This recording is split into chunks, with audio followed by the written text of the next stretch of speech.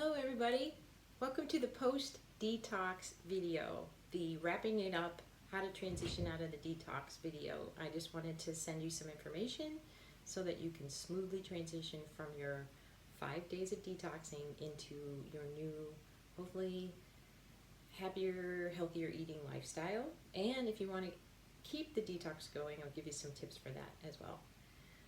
But first off, I want to say thank you for participating in the 5-day detox challenge, and I want you to take your hand and give yourself a little pat on the back because you did a good job. You got through the 5 days. However you got through it, you got through it.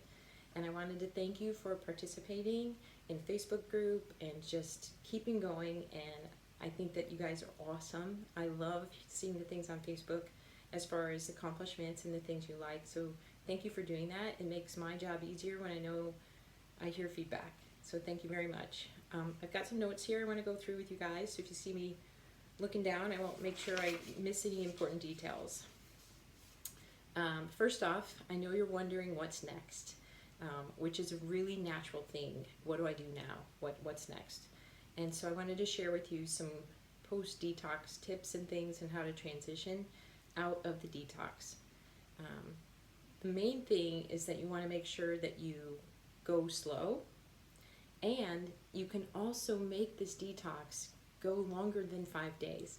If you want to continue on for 5 more days or to next Friday, which would be a full another week, you can do it. Just keep eating the same recipes, using the same strategies and the daily routines, and keep up with it. If that's something that helped you and you found success, keep going.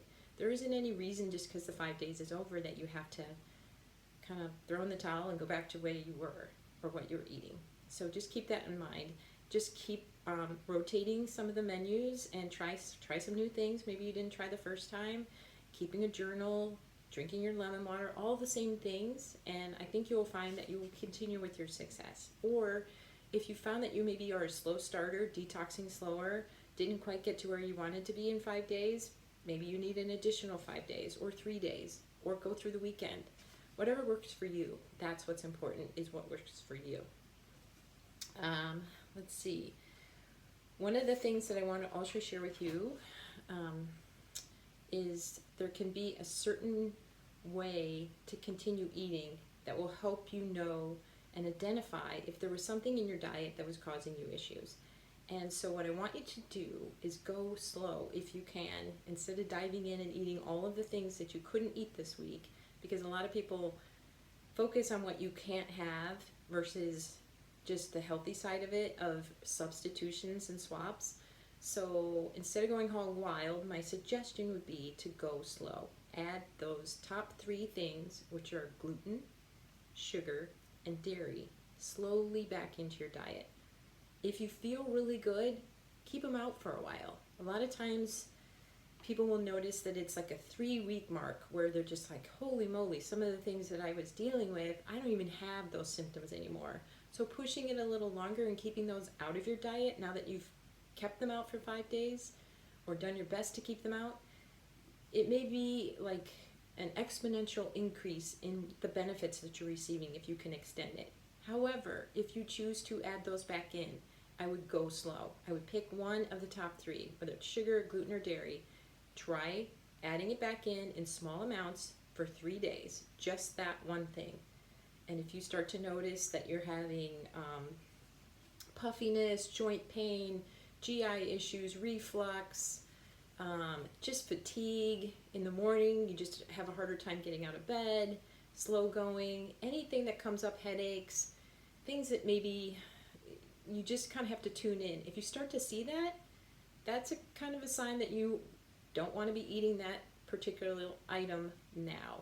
Doesn't mean you can never have it, but you need to get your gut back in shape, which is a whole nother video and process. But it doesn't mean you can't have it forever, but it is something that's causing you to have reactions.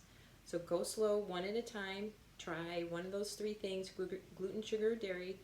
After 3 days, if you don't notice anything, then maybe add the dairy back in for 3 more days, and then try something with sugar. I think a lot of times people, when they start back on sugar, they will notice their mood changes, and that's the one thing that I want to make sure that you really monitor is not only your physical symptoms, but your mental symptoms. How are you feeling? How are you sleeping? Are you sleeping, when you add that back in, did you have a bad night's sleep? Is your anxiety up? Are you finding that your mood has changed, or you're going high and low, snapping at people? Because once you get back on the sugar train, when you don't give your body sugar and it's used to having sugar, as you may have noticed through the detox, you can have your crabby periods. And nobody likes to be around a sugar addicted person when they don't have their sugar. So maybe rethink the amount of sugar that you're having. Read labels, and I can help you with that as well if you want to learn more about that. But reading labels and how much sugar is actually in there, what did they add into it? But sugar is huge. So go slow when you're adding those top 3 things back in, or any of the other ones. If you're adding coffee or caffeine, go slow. Maybe try a cup and see where you're at with that. See what your body does when it reacts. What does it do with the caffeine? Can you stop at 1 cup? If you have 2 cups, are you jittery? Did you not sleep well? See if it's something that your body is a slow metabolizer of. I know I am of caffeine, and that means that it takes me so much longer to get it out of my body. So if I drink caffeine, too much of it, even early in the morning, I still have it in my system when I'm trying to go to sleep at night, and it doesn't work for me. So I don't do caffeine.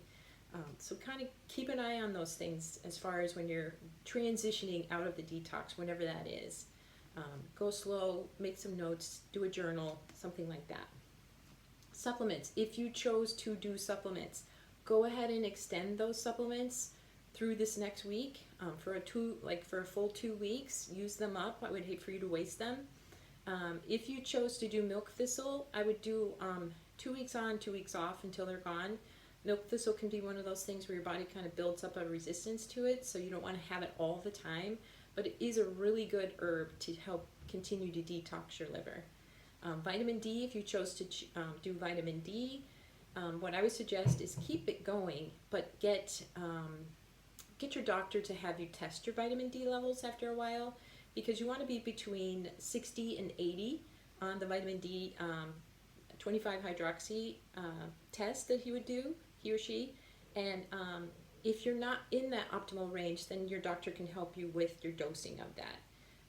You want to always test with vitamin D so that you're knowledgeable with whether you're too low or too high. Most people who live where we live in the Midwest are too low, and they don't even have any idea that they are. Next thing, let's see, we're going to talk a little bit about healthy habits. I would love it if you guys would pick one healthy habit that you did during this week that you're going to keep going. You're going to add to your daily routine. It's just going to be part of what you do, and you're going to keep it going for as long as you can and integrate it so that you actually miss it when you don't do it. Then the other thing I want you to do is pick one unhealthy habit that you maybe were doing and haven't this week, or you're still doing, you shouldn't be doing. And take that habit, think about what it is, why you're doing it. It could be eating candy, it could be eating late at night, it could be just blowing off exercise. There's all kinds of unhealthy habits that we all know we do. We all have them. They're crutches.